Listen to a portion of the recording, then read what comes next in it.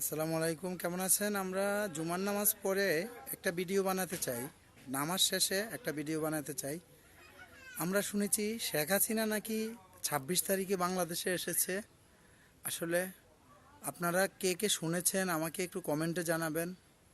কতটুকু সত্য কতটুকু মিথ্যা, কিছু কিছু আপনার পেক নিউজ আছে, এরা করে যে আসলে শেখ হাসিনা এসেছে, ওই শেখ হাসিনার বাচ্চা হয়েছে, শেখ হাসিনা বাংলাদেশে বেবি নিয়ে আসবে।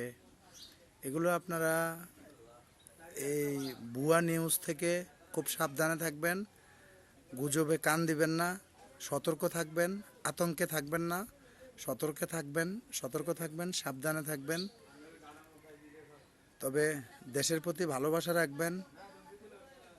যে দেশের প্রতি যার ভালোবাসা নেই তাদের কথা আর বলে লাভ নাই। ওকে, ভালো থাকবেন।